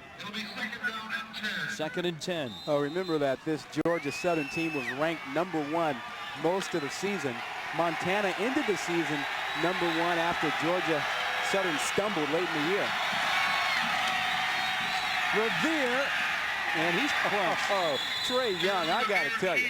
I mean, Trey Young sitting back at that free safety spot is having an all-American game. I mean, his job has been to come make plays on the quarterback or the pitch man. He's done a neat job of it. And Andy Pedic was in on that stop as well. Yeah, now watch. You're going to see in the middle of your screen, number 3. He's playing back. His job, avoid the block. He uses his speed, and then he comes up and makes the tackle. That's a great job. Young, the sophomore out of San Diego. Third down. Revere sliding, throwing. Man open, and he overthrew Derek Owens. The rain has restarted.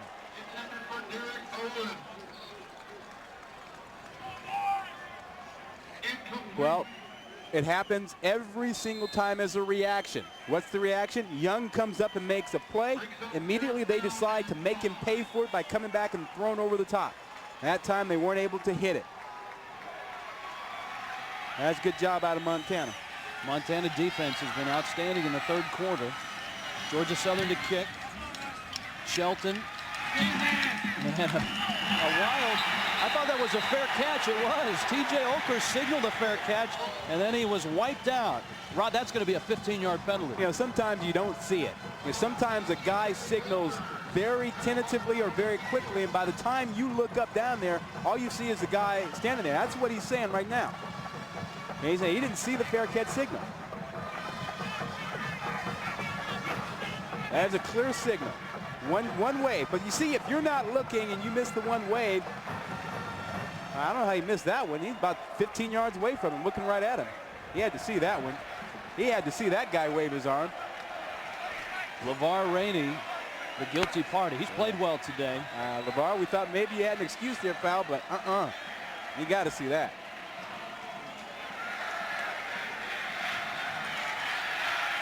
Montana ball now.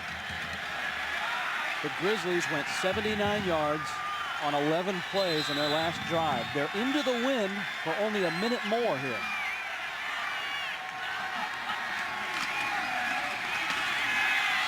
Humphrey. I'm surprised we haven't had more turnovers in these conditions. Well, and actually, we've had more turnovers out of Montana. And Montana struggled with keeping the ball. 2 turnovers here. Georgia Southern's done a decent job.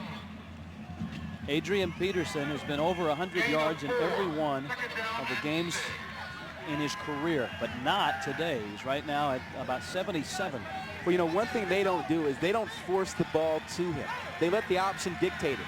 And so if they have to pull the ball out and not let him run it, he doesn't run it.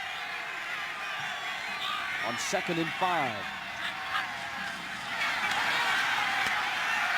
Hancock on a reverse. There's a flag down. Hancock is going to scamper his way into Georgia Southern territory. I think Montana moved. They had 2 different counts going there. And half the line moved initially, and the other half sat there and waited and then moved a little bit later.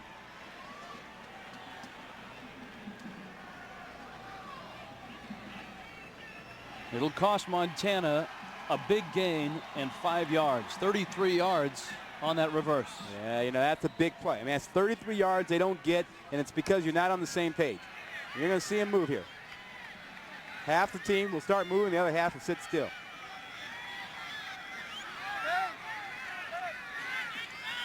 Pretty clear cut. It'll stay 2nd down, but it's a big loss for Joe Glenn's Montana Grizzlies.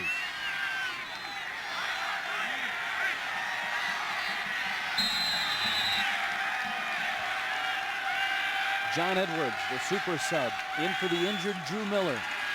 Inside screen, they go right back to Hancock, and Hancock leaps his way out to the 34-yard line. Montana down 20-3, scored on their last possession, faced with 3rd and short. John Edwards throwing on the run. It's tipped and incomplete. And Montana will be forced to punt. John Edwards in the 2nd half, now 11 of 15. Yeah, and before that last incompletion, he had completed 8 in a row.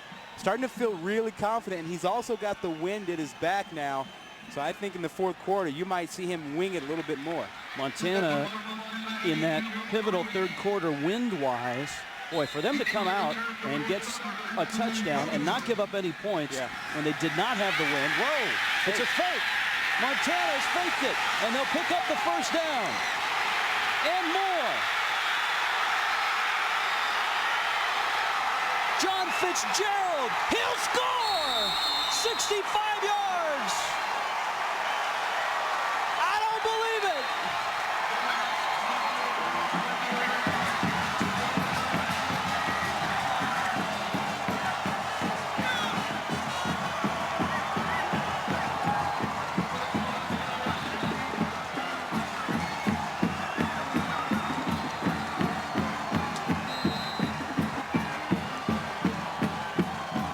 Vince Huntsberger. And Rich, it was botched at the beginning. The fake was botched, but Huntsberger saved it. Huntsberger, the strong safety, on a fake punt, goes length of the field. Montana misses another extra point. Are you kidding me? Are you 20 serious? to 15. You make the fake punt, but you blow the PAT. And they almost blew this. Watch the snap. Huntsberger's right there. Look at it. It's on the ground. It's on the ground, and Georgia Southern doesn't recognize it. Good job out of him. He hustles, but he doesn't rush himself, picks it up, and then it's just off to the races. But the ball was on the ground for Vince Huntsberger. You know, good fake here, but the ball is now on the ground, Rich, and Huntsberger is the only one who knows it. I mean, the field helps him there. He doesn't have blazing speed, but he certainly uses what he has to get by the Georgia Southern special team. Montana special teams have been terrible all year long. They've had 4 kickoffs, 2 punt returns taken back for touchdowns, 3 kicks blocked. And here in the championship game, they take a faked, muffed punt. You know, I think touchdown. I think it's clear now to Montana that they can give up on the PATs. They got to go for 2 from here on out because they just can't make any kicks. Chris Snyder has missed a couple of extra points.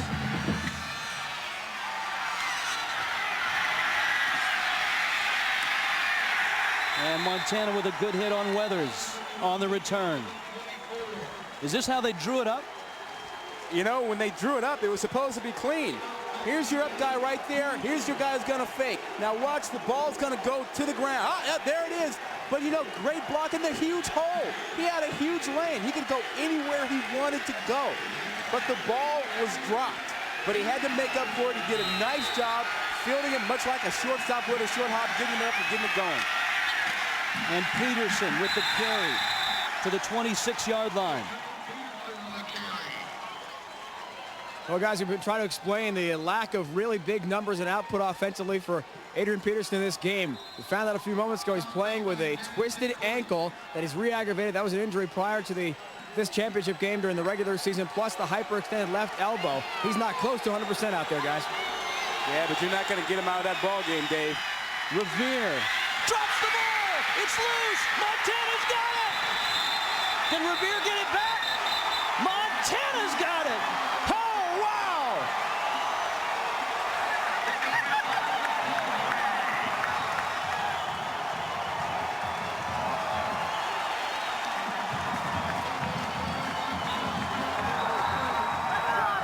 Montana has come back time in and time out. It's been a high wire act all year long in the regular season, in the playoffs. Finally, Georgia Southern puts it on the ground, and Montana recovers. And Revere lost the ball out of his hands. A wet ball. We talked about the elements. A wet ball. He tried to pitch late, ill-advised. He loses it. Montana ball. This is Humphrey. He's down to the 11-yard line. Jason Neese made the stop. You look at the 13 wins that they've had this season. 9 times Montana won games by 10 points or less. Last week, they were dead in the water, and they held on to get to overtime to win their game. This team knows about hanging in there late in the ball game. Paul Johnson certainly has that in mind. Georgia Southern seemingly in charge, seemingly headed to their 2nd consecutive national championship. But Montana is back, down by 5. Here comes Humphrey again. And Humphrey is inside the 10. And it'll bring up third down. And Rod, this brings up the point for Joe Glenn. His kicker, Chris Snyder, has been really struggling today in this weather on this turf. Well, and that's why they ran that ball there.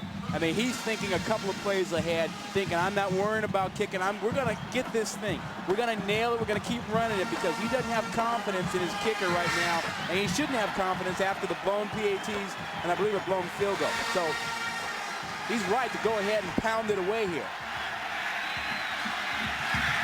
Loose ball, Montana recovers. And you know what? It's fourth down now. Snyder hit a 38-yard field goal earlier today, but the field has deteriorated since. Yeah, and that really hurt them, you know, because they were going to run 2 plays to pick up the first down because they figured they'd be within a yard or so if they didn't get it on third down. This makes it tougher. Montana's going to call a timeout. Yeah, they don't have the confidence. They don't have the confidence in their kicking game right now.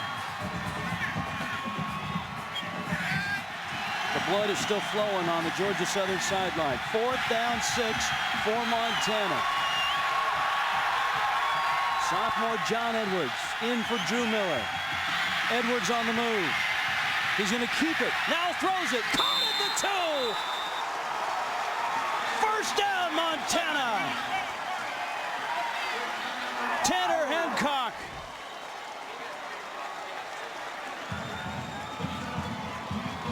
This is a great play. And they had to roll him outside, and they did a nice job of blocking the pressure on the outside. Watch him come this way. Watch the job they do right there. That's the block that got him outside. Now he can see. He's got the option, and he shot puts it out to Hancock. Boy, he sure sold the run, didn't he? Oh, absolutely. That's great play. Now it's first and goal. Long count from Edwards. Humphrey. He is in. Montana has the lead for the first time. Yeah, he's got to be signaling for 2 now. You don't even think about a PAT. You got to go for 2. You got no kicking game. 2 puts you up by 3. It's an automatic decision here. Joe Glenn, you know, that is Joe Glenn's personality right there. In a crucial moment, he can smile, he can laugh. He is one of the coaches that you really should meet in college football. Championship game, you got to smile, have some fun. Here's the 2-point conversion. Edwards to the end zone. They got the 2 points. Humphrey the catch.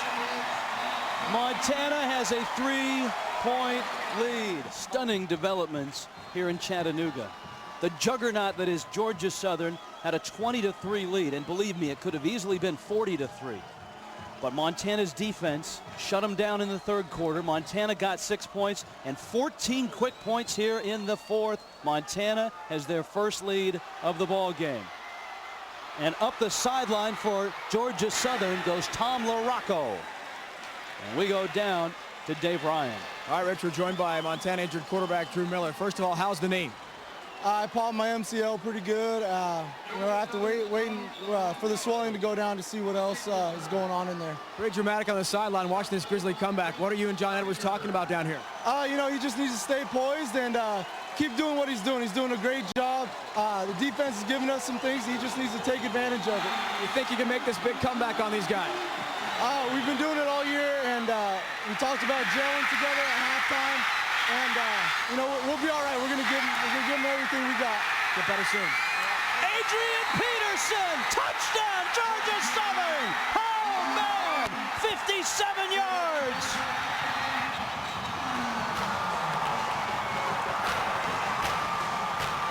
Wow, Adrian Peterson. Don't forget, Georgia Southern is the defending national champions. Need you know anything more about Adrian Peterson? Need you know anything more? He's got the bad ankle, the bad elbow, mom and dad watching, and he has to come with it. And what's he do? He responds with a 57-yard touchdown run. And how in the world he saw the opening to the outside, I don't know, but he found it. Last year on his 58-yard run, he broke about 8 tackles. The extra point is up and just barely good. On this one, it was his speed. Oh, the speed and the vision. Down 23-20. He said, I ain't going out like that. Got to have a championship. Mom and Dad said, I told you, they weren't done yet. And this one is far from being done. Well, watch the vision. I mean, he's going to break inside, but watch him find the vision to the outside the lane. He knows, he feels it. Watch him right now. He's got a guy out there, but he feels it, and he gets outside. That key cut made it a touchdown. That's the difference between a 30-yard pickup and a 57-yard touchdown run. Last year against Youngstown State, you saw the speed on this one. Watch the strength on this run. Oh, yeah. Well, he's got the whole package. He gives you some speed, but then when he's got to show you the power and the moves, he's got it. Right now, you can't ride me. Get off me. I'm on my way to the house. One more guy show up? No, no, no, no. Get out of here. Adrian Peterson delivering the blows, delivering the touchdown in this fourth quarter. And what a fourth quarter it's been. We've played barely 3 minutes, and there's been 21 points scored in it. Yeah, but you know, I got to tell you, when we heard about the ankle and the elbow and the brace, we both knew he would not come out of the ball game.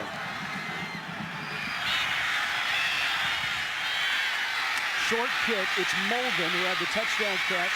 And actually, Molden is still alive, and he's out to the 41-yard line. What's up? Rich, you know What's up, baby? vision, you know about his speed. Ain't no 11 minutes. Man brings some power as well. He's an inside runner here. Watch him find it. He gets knocked around by Pedic, but that doesn't stop him. He keeps his balance, and remember, it is a bad field, bad footing, but this man keeps it and takes it all the way. Look how chewed up that field is. There's no way you're supposed to keep your balance when you get knocked around by two guys inside like that. But he keeps his balance, makes the great cut, and carries it to the house. And Montana will try to answer serve at their own 41. Edwards, complete over the middle. Ferris with the catch, and he fights his way out to the 49-yard line. First quarter, nada. Second quarter, 68 yards. Montana put the clamps on, and the big run has started him off well here in the fourth quarter. Well, when you need him, call on him. He's there. Second down, 2.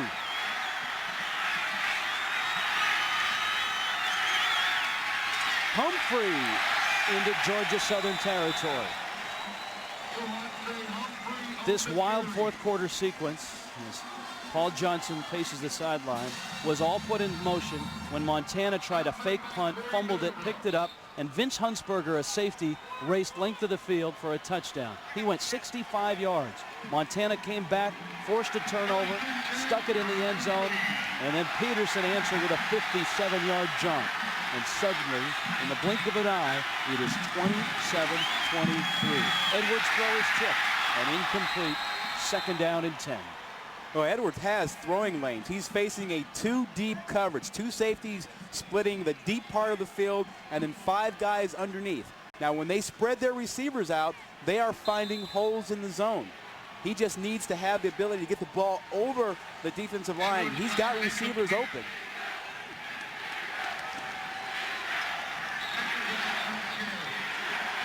Second and 10. At the Georgia Southern 46. Quick screen, Ferris. Got some blockers. Outside, out of bounds. First down, Montana. Well, you like the way that they're moving right now, but it's important to have some patience, some composure. You know, Humphrey's been big for them. They got to keep using him. You know, go ahead and run the ball some in here. Don't put it all on Edwards' shoulders right now. Humphrey has been your guy. He's gotten you this far. Allow him to help you now. Run him, toss it to him, throw it to him, but take some of the pressure off of Edwards.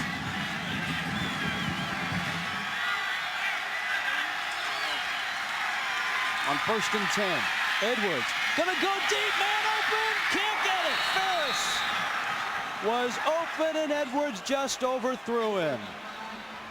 Again, the 2-deep coverage. They have places open. But again, you are asking your guy to be a pinpoint passer under tough situations. Here we go. There it is. There's a 2-deep. There's a 2-deep. Here's a guy. He's just going to go deep. The safety doesn't get over. There's plenty of room to make that play. Safety doesn't come over because he's concerned about the inside. That play was there. 2nd down and 10. Humphrey to the 32. The rain is starting again. Rich, the rain will be a factor, but again, it does help you when you're passing. The field is chewed up. You can't get good traction when you're pass rushing. Edwards should have time to throw it. They should have time on screens. 3rd down, I think you have to think 2 plays here. You don't need the 1st down on this one. You're not going to kick. Think 2 plays to get the 1st down. 5 of 12 on 3rd down today. On 3rd and 8, Edwards a short throw. Molden caught it. Joe Glenn had the same play called that you were looking for, Rod, because they pick up about 5 or 6, and they're faced with a 4th down and about 2 or 3. That's the right thing to do. And I mean, now you got a chance on 4th down. I mean, if you try and get it down the field on 3rd down and you miss it, you leave yourself with a 3rd and long. And now you've got some choices. You can run your screen. You can roll your quarterback out if you want to. Or you can put them in there too deep and spread them out and hit your guy inside. They've got a lot of options right now. 4th down, 3. Edwards. Incomplete. He overthrew Tanner Hancock. And Montana gives it up on downs. Well, of all the options, that's not the one I liked. You know? And you need 3 yards. You got plenty of chances to get it short. You don't need 15 there. Paul Johnson has a chance to get his offense back on the field. Adrian Peterson went 57 yards the last time he touched the ball. Want to bet he touches it here? I suspect that you're not going to see Revere pitch it. Peterson straight ahead. Montana stops him. Adam Boomer made the stop. Let's check in with Dave Ryan. Well, guys, we know Georgia Southern is happy to have that defensive stand and stop the Montana offense, but I'm telling you, watching these guys on the Georgia Southern sideline, they are gassed. Freddie Pesqueda just came off the field almost stumbling his way to the sideline. He is so tired. They are exhausted right now and need a nice Georgia Southern offensive drive here. Chew up a little clock and give them a break. They are really tired. Georgia Southern will play for the 1st down. The big guys looking like they've been out there. 2nd down. Revere still has it. Now he'll pitch. It's dropped again. Montana's got it again. Rich, that's the 2nd consecutive pitch that's resulted in a turnover. Why they're pitching the ball under these circumstances, I don't know. I mean, we talked about this just a minute ago. Revere would not pitch it. Why? That. You don't want to do that. You want to give it to Adrian Peterson. And this is a very late pitch. Now. Don't pitch it. You got to lead. And you're too close. That's a high pitch. Weathers is too close to him. And Boomer makes the recovery. That's a bad job. Huntsberger forced the pitch. Adam Boomer fell on it. And Montana is right back in business. Bad decision. You cannot pitch that ball under these circumstances. And John Edwards is back to work. Edwards got a lot of green in front of him. He'll tuck it and run. And he pays the price. The tired defense out there, as Dave Ryan told us a moment ago. Very tired. The reverse to Molden. He's going to throw it into the end zone. Ferris can't get there, and it's incomplete. On 2nd down and inches, Montana gambles.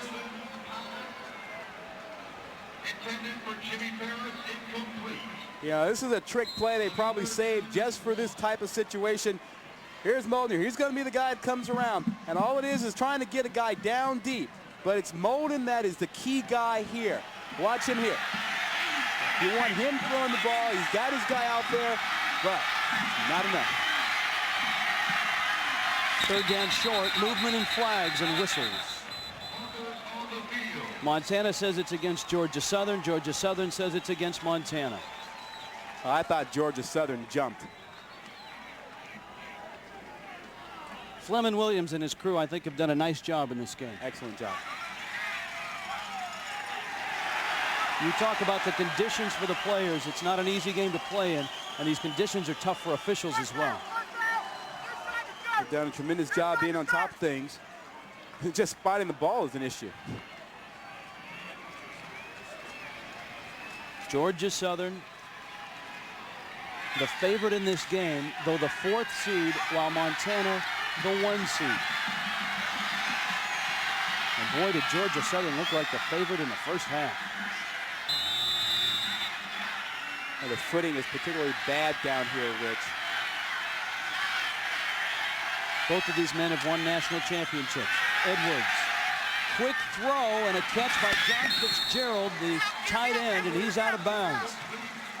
To the 12-yard line, 8 yards on the pickup. Well, they're doing the right things with Edwards. I mean, they're moving him around, getting him away from pressure, having him throw the shorter passes. The shorter passes have worked. It's the passes downfield that have been a problem for them. This is probably Yo Humphrey's time.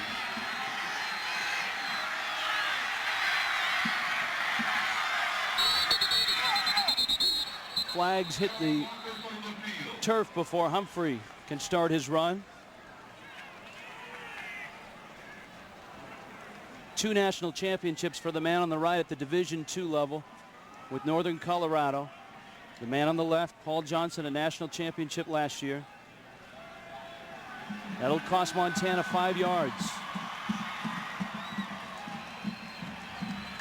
But you know something, Rich? I don't think it changes your play selection right now. I mean, that still gives you about a 2nd and 6, a 2nd and 7, and you're in 4-down territory. Georgia Southern is tired. Your offensive line can pound them. I think you go ahead and go at them again with Humphrey. Edwards, end zone, intercepted! Intercepted by Ryan Haddon.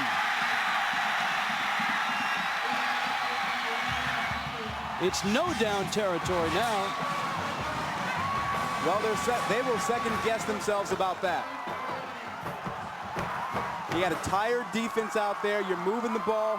Go ahead and get it. Here he is in the middle. And again, the passes down the middle, the deep passes have been a problem. They're facing it too deep once again. He's trying to squeeze it inside. And there he is. Haddon gets in there. And again, you've got a backup quarterback, and you're asking him to win the game for you when your offensive line and your running back have really, really been great.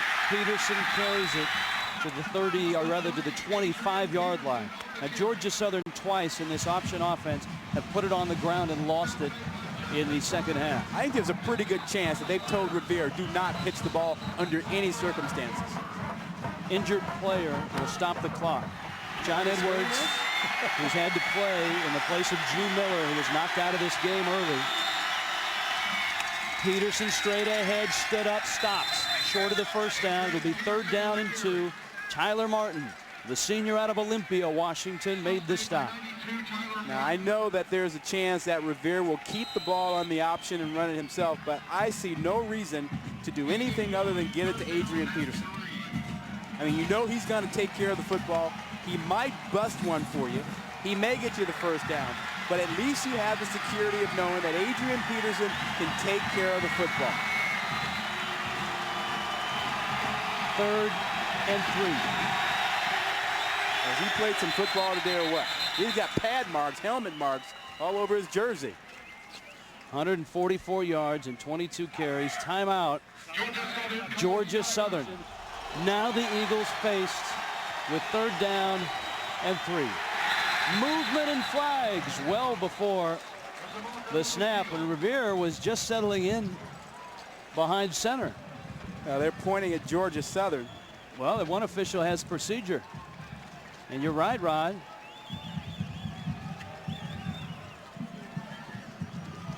Now, how about this, though? You can't have a clean jersey, a clean uniform on a day like this. I mean, if you have a clean jersey, you don't get any refreshments. You get no water on the sideline. And here's one guy who's a little bit clean, but he's dirty on the backside. Everybody's got to be dirty when you play in a game like this. That's Bubba Brantley, who has come in for James McCoy. Now another look at a 3rd down situation, and they stick with Peterson. Georgia Southern wanted a face mask. You saw the official indicating there was no grab of the mask. He was motioning towards his neck. Well, there's Brantley. You know, when you're out there side, you say, okay, wait a minute. I'm not going back to the sideline with a clean uniform. Find me some dirt. There we go. I got it now. Hey, we flip around, get some on the backside. Now I've played. Now I can go to the sideline and make sure I got something going. Feels like one of the gang now. Absolutely. Big punt coming up. Scott Shelton into the wind, and it hangs up. Fair catch is called for, and that was almost a violation of the 2-yard cushion, but Oakers made the fair catch. Almost 18,000 on hand here in Chattanooga. In the rain, Edwards to the air, got his man. It's caught right at midfield. Ferris, who had the wind knocked out of him in the first half, holds on. Michael Youngblood made the stop. And Rich, we noticed that Nate Gates is in the ball game for Georgia Southern. Their fine cornerback #1, who's missed so many games with a bad knee, is finally in this ball game. Sports Center coming up immediately following. There's a look at Gates. Yeah, he's just into the ball game. On 1st and 10, Edwards swings it out, and it's caught by Humphrey. There goes Humphrey, head over heels, into Georgia Southern territory. Inside the 30, it's a 16-yard pickup. LeVar Rainey made the stop. Yeah, no need to rush. Got plenty of time here. Nice job. Again, we talked about Humphrey being the guy. He's had a huge game. Go ahead and work him. Give him the ball. Hand it to him. Throw it to him. And he makes them pay. He beats the linebacker here. Picks up 16. From the 30, here's Humphrey, right side. Nothing doing. Georgia Southern with a nice stop. What's up on the sideline, Dave Ryan? Well, Rich, a moment ago you alluded to the fact that the Montana fans have brought a really large contingent despite the long trip. And these folks have not stopped making noise. Even with a 23 deficit at the half, their theme is "We Still Believe." I think they can take this championship, and I can tell from just being here on the Montana sideline, the players are feeding off that. A lot of positive energy coming from the fans to the Grizz players. They've had some amazing comebacks this year. This would rank at the very top, obviously. Blitz coming. Edwards gets rid of it. Ferris on the screen. Has a block and a lane. Inside the 20. First down, Montana. 3.5 minutes left. Yeah, and no change in the coverage. They're seeing the same 2 deep I showed you earlier, and Ferris reads it. He understands where the guys are, and they go right to him. He knows to the outside is where it is. So Ferris comes in. Now you've got your screen set up. He's got good blocking from his linemen, and then he knows he's got to get back outside. That's a good job. Understanding where the pressure is, where the coverage is, Ferris makes a nice play.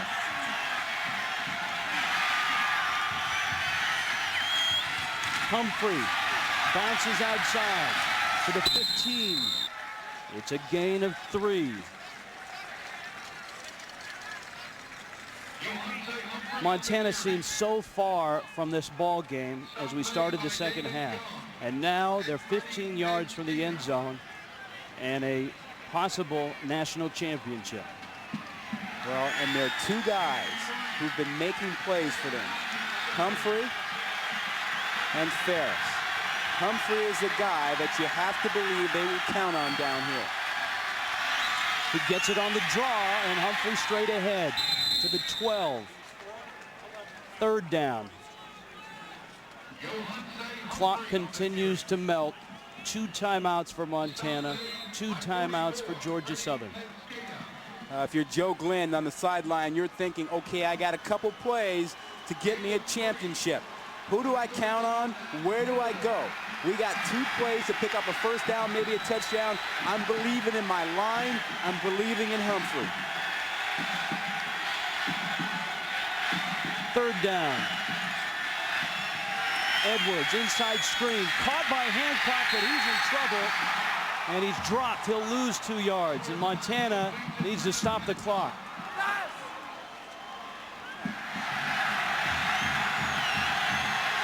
Long way to go. 4th and a very long 6th. Ferris in motion. Edwards with time. Throws. Drop. Incomplete. Georgia Southern holds with 1:15 left.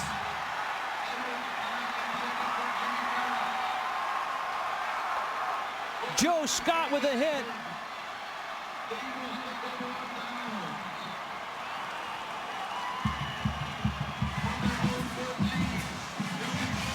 There's Ferris right before the play. He's trying to get the timeout. He doesn't like what he has, but he can't get it stopped. He can't get it, and so now he's got to run the route. Not enough. Not enough. Ball thrown behind him. Joe Scott with the hit. He couldn't get the timeout. I go back to that third down call, which I didn't like, because I think you go to your key players to win the game. They had two. They went away from them. They lost 2 yards. It made their fourth down play tougher. There's a look at Ferris. Georgia Southern keeps it on the ground. Montana burns the timeout. They have one left. Russell revived football. Former defensive coordinator at Georgia. Built this program. Won 4 national titles. Johnson is seconds away from his second. Revere carries it to the 12, and Montana calls a timeout. Yeah, and that ball was glued to his hand. There was no way that Revere was going to pitch that ball after having pitched it twice in the fourth quarter and caused turnovers. Ken Simonton, Oregon State. Okay. All right. Georgia Southern keeps it on the ground. Whoa, he almost ran out of bounds. Revere's got to stay in, and he does. And let's watch the clock. The play clock will be reset when they're ready for play, and they reset the ball. Montana can't stop the clock. Georgia Southern now on 4th down is going to have to kick the ball. Well, the first thing you do is you let the clock run. And you try and get the time down as far as you can, and then you kick it. They may burn a timeout right at the end of it so they don't have to take the penalty. There's the play clock. But you definitely run all the time off this thing. And let's see what happens here. Scott Shelton, the punter. It's a snap. He's going to take the safety and step out of the end zone. If Montana gets a decent return here, the clock stops at the end of the return, and Montana will have a chance to get their offense on the field. Yeah, you kick a line drive kick that's difficult to field. But I think you want to kick it deep, Rod. I don't think you want to kick it short.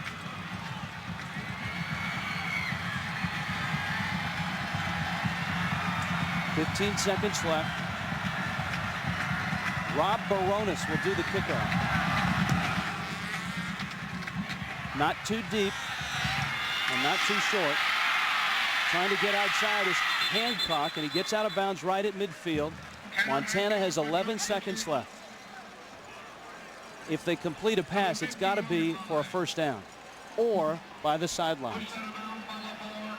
Well, they can take their chances and throw the ball down the middle. I mean, they can throw it down the middle, get the first down, and then hurry to the line of scrimmage. There's enough time for that if they immediately get down the field and then down the ball again. But they're going to be facing a very soft 2 deep or 3 deep zone coverage now. Edwards, no timeouts left. Throws to the sidelines. It's deflected and incomplete. And there's 5 seconds left. Yeah, great job out of LeVar Rainey. That's using your head. And he knows they got to go to the sideline. He knows they got to go about 15 yards. So what's he do? He sits on the outside portion of the field at 15 yards and waits for them to throw the ball right there. That's smart play. 5 seconds left. Georgia Southern by 2. No timeouts for Montana. John Edwards is back and set. He throws it as far as he can. And it's deflected and incomplete. And Georgia Southern has won the national championship of 1AA football. Back-to-back titles for Paul Johnson and his Eagles.